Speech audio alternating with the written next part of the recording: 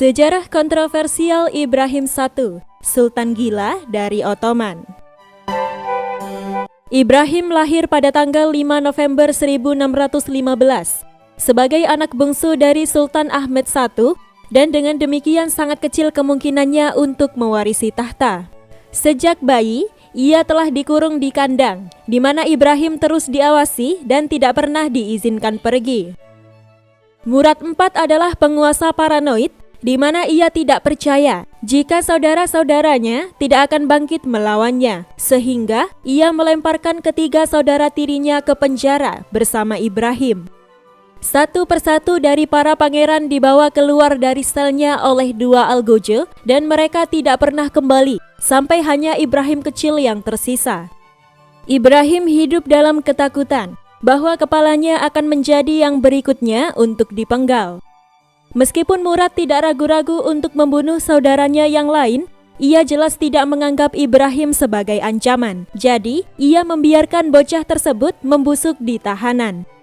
Murad IV telah memerintah selama 16 tahun, tetapi sirosis merenggut nyawanya pada tahun 1640 ketika ia baru berusia 27 tahun. Murad IV membuat permintaan terakhir di ranjang kematiannya agar pengawalnya mengeksekusi Ibrahim. Kemudian memberitahu penasehatnya bahwa ia tidak ingin orang gila naik tahta menjadi sultan dan sebaiknya bibit gila tersebut dibunuh saja. Ibunya Qasim Sultan segera campur tangan menolak keinginan Murad serta menghindarkan adiknya Ibrahim dari eksekusi. Setelah kematian kakaknya, Ibrahim resmi diproklamirkan sebagai Sultan Ottoman. Namun situasi tidak semudah itu. Ibrahim telah memimpikan dunia di luar kandangnya, tetapi saat kesempatannya untuk bebas akhirnya datang, ia seolah tidak percaya. Ketika banyak orang datang ke penjara untuk membebaskannya dan menyatakan ia sebagai sultan, Ibrahim justru ketakutan menghalangi pintu serta tidak membiarkan siapapun masuk. Ibrahim masih trauma karena melihat setiap saudaranya meninggalkan kandang, namun tidak pernah kembali lagi, dan ia tidak akan melakukan kesalahan yang sama. Kerumunan pejabat itu memohon, tetapi Ibrahim tidak mau mengalah, sehingga ibunya datang untuk membantu. Qasim Sultan memerintahkan agar mayat Murad dibawa ke penjara guna membuktikan kepada Ibrahim jika ia telah bebas. Ibrahim sudah melihat jasad kakaknya, namun tetap tidak mau mengalah. Ibrahim hanya tahu dunia penjara, serta tidak tahu dunia luar. Selain itu, pikiran untuk menjadi sultan membuatnya takut. Masalahnya, ibunya, Qasim Sultan, menyelamatkan hidupnya bukan untuk membuang waktu seperti ini. Ibunya mengancam, jika Ibrahim tidak mau naik tahta, ia akan dieksekusi. Akhirnya, Ibrahim membuka pintu penjara, serta keluar untuk pertama kalinya dalam 16 tahun. Keraguan Ibrahim menguap begitu saja saat ia meninggalkan kandang. Kemudian ia mulai menari dan berteriak di harem sebagai berikut. Tukang daging kekaisaran atau kakaknya sudah mati. Percaya atau tidak, pemerintahan Ibrahim sebenarnya dimulai dengan cukup baik. Wazir Agung kakak laki-lakinya, Kara Mustafa Pasha, adalah seorang administrator yang cakap, dan ia menjaga segala sesuatunya berjalan lancar selama transisi pergantian sultan. Sekarang, yang bisa dilakukan semua orang hanyalah menunggu dan melihat seperti apa Sultan Ibrahim. Sulit mengetahui apa yang diharapkan dari seorang pria yang dibesarkan di dalam sangkar. Tetapi awalnya, Ibrahim sanggup menyesuaikan diri. Ia sering berkomunikasi dengan Wazir Agung, serta menunjukkan kepedulian yang tulus untuk memerintah Kekaisaran Ottoman. Ia bahkan pergi ke kota untuk melihat kekuasaannya sendiri, dan terkadang menyamar untuk memeriksa pasar lokal. Secara keseluruhan, semuanya berjalan cukup baik, tetapi terdapat tanda jika ada sesuatu yang salah dengan sultan baru. Ibrahim memiliki fisik yang lemah, serta banyak penyakit yang menghantuinya. Kebanyakan sarjana modern setuju bahwa trauma masa kecilnya di penjara menyebabkan gejala-gejala ini, dan seiring waktu berlalu, Sultan Ibrahim yang baik mulai tumbuh semakin tidak stabil. Ia sedang menuju jalan yang gelap, dan ibunya Qasim Sultan harus menemukan cara untuk mengalihkan perhatian putranya dengan membuat Ibrahim sibuk dengan harem. Dan dengan melakukan itu, Qasim sebenarnya sedang menjadikan putranya seorang monster. Mencari kompensasi untuk tahun-tahunnya yang hilang di penjara, Ibrahim yang berusia 23 tahun suka berpesta pora, sementara Qasim Sultan dengan senang hati menggantikan posisi putranya, Ibrahim, guna memerintah Kesultanan Ottoman. Ternyata, Ibrahim memiliki selera yang tak terpuaskan untuk perempuan, dan ibunya berjuang untuk membuatnya tetap sibuk di dalam harem. Qasim bahkan secara pribadi pergi ke pasar guna memastikan jika putranya memiliki stok budak perempuan yang cukup di harem. Qasim Sultan tahu persis wanita seperti apa yang disukai Ibrahim, serta memilih wanita yang menurutnya akan menarik perhatian Ibrahim. Qasim tahu jika putranya adalah impoten, jadi ia menjelajahi kota untuk mencari afrodisiak terbaik. Qasim Sultan memberikan seluruh obat dan salep kepada putranya, sehingga ia bisa melanjutkan fantasinya yang bengkok. Dimitri dari Moldovia menulis sebagai berikut. Di taman istana, Ibrahim sering mengumpulkan semua perawan, membuat mereka tidak mengenakan pakaian, serta meringkik seperti kuda jantan berlari di antara mereka. Para wanita itu akan ditiduri satu atau yang lain. Kemudian Ibrahim menyuruh mereka menendang serta melawannya. Belum puas dengan wanita di haremnya, kini Ibrahim lebih menyukai wanita yang tidak bisa ia miliki. Suatu ketika, ia tergila-gila dengan putri cantik pemimpin agama atau Mufti Agung, serta memintanya untuk dinikahi. Tetapi Mufti Agung tahu pria macam apa Ibrahim dan tidak ingin putrinya menderita. Mufti Agung menolak lamaran Sultan dan Ibrahim dengan marah memerintahkan untuk menculik putri Mufti Agung serta membawanya ke harem. Selama berhari-hari, Ibrahim mengeksploitasi secara fisik dan mental putri tersebut, kemudian mengirimnya kembali ke ayahnya. Tahun 1641, salah satu selir Ibrahim, Turhan Sultan, melahirkan putra pertama mereka, yaitu Pangeran Mehmet. Sesaat sebelum kelahiran, Ibrahim memperoleh seorang budak perempuan yang sedang hamil, dan setelah kelahirannya, ia dipekerjakan sebagai ibu susu untuk Pangeran kecil Mehmet, serta pindah ke harem kerajaan bersama putranya sendiri. Sultan begitu terpesona dengan anak laki-laki yang sehat dan kuat dari budak perempuan tersebut, kontras dengan putranya yang lemah dan sakit-sakitan. Sehingga Ibrahim menghabiskan banyak waktu bersama putra budak tersebut. Ketika Turhan Sultan mengeluh karena Ibrahim tidak pernah menemui putranya, Ibrahim marah serta mengambil putranya dari pelukan ibunya, kemudian melemparkannya ke kolam. Seorang pelayan langsung terjun ke kolam untuk menyelamatkan sang pangeran, di mana Pangeran Mehmet yang masih bayi menderita luka serius dan ia hampir tidak terselamatkan. 3 bulan setelah kelahiran Mehmet, selir lain melahirkan putra kedua Ibrahim, Sulaiman, dan beberapa putra lain segera menyusul. Ibrahim mengumpulkan buku-buku tentang berbagai cara berhubungan intim, dan ia dikatakan telah menemukan beberapa posisi baru yang sebelumnya tidak pernah ia ketahui. Suatu ketika, Ibrahim kebetulan melihat bagian pribadi dari seekor sapi muda liar, di mana menurut Dimitri, ia mengungkapkan, Ibrahim mengukir bentuknya di emas, lalu menyebarkannya ke seluruh kesultanan untuk menyelidiki apakah seorang wanita yang mirip sapi betina tersebut dapat ditemukan untuknya.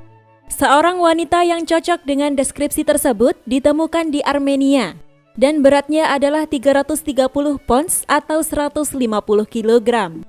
Wanita itu diberi nama baru Sefikar Sultan, dan Ibrahim menjadi tergila-gila padanya. Suatu hari, Sefikar Sultan memberitahu Ibrahim rumor jika salah satu selirnya berselingkuh dengan pria luar, tetapi Sefikar Sultan tidak memberitahu namanya, dan hal ini membuat Ibrahim mengamuk selama 3 hari. Ketika putranya Mehmet membuat lelucon untuk menghibur ayahnya, Ibrahim justru mengambil belati serta menusukkannya ke wajah putranya yang masih kecil. Disinilah Mehmet harus menanggung bekas luka yang tidak akan hilang di wajahnya seumur hidup.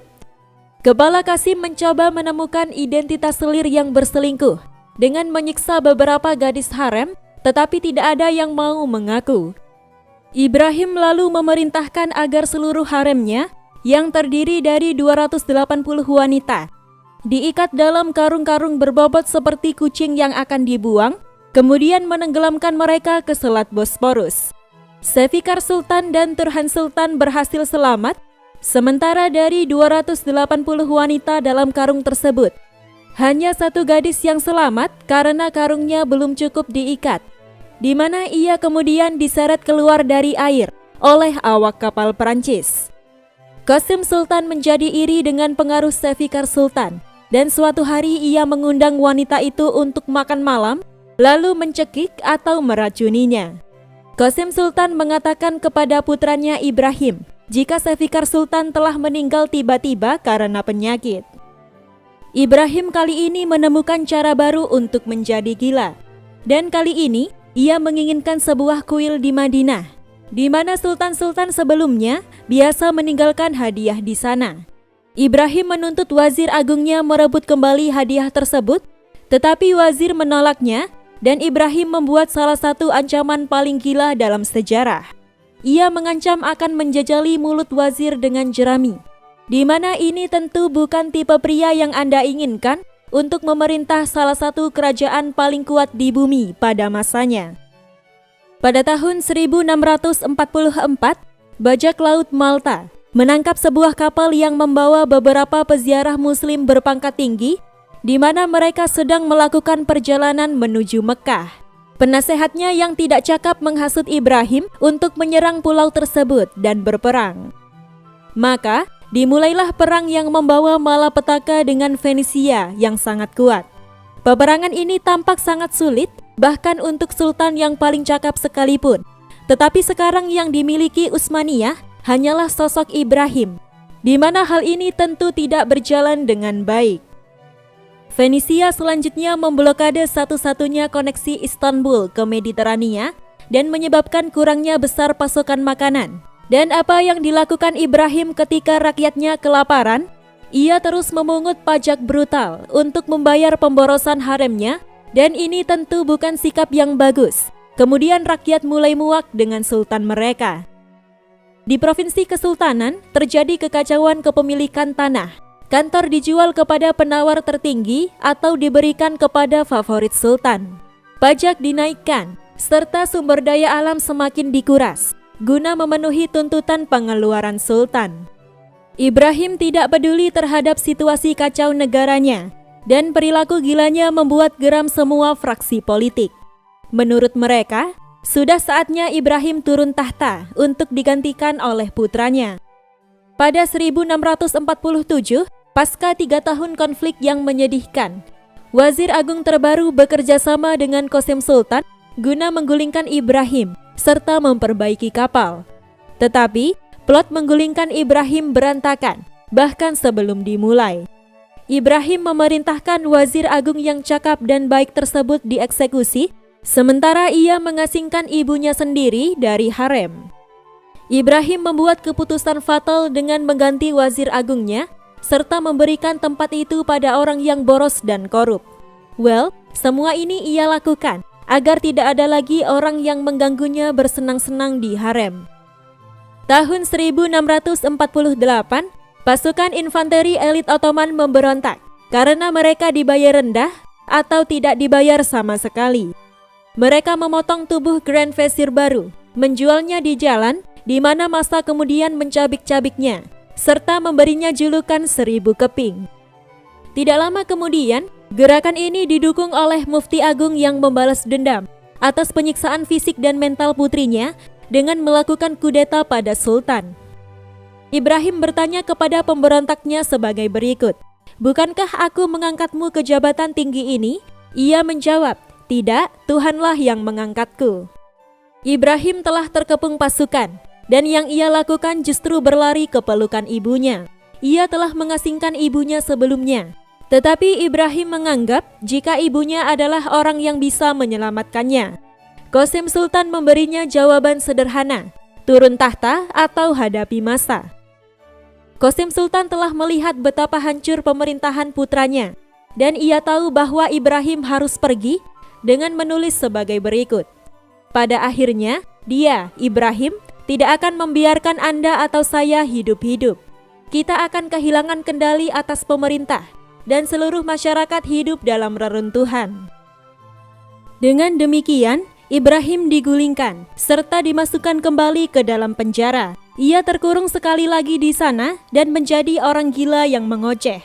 Bahkan meskipun dinding penjaranya tinggi dan tebal, tangisannya bisa terdengar siang dan malam.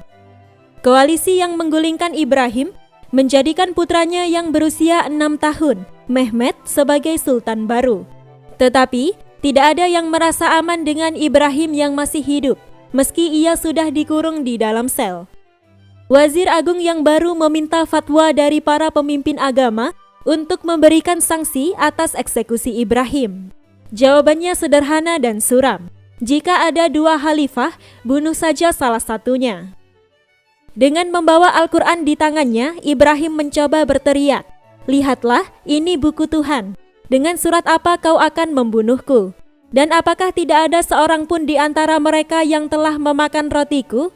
Orang-orang kejam ini datang untuk membunuhku."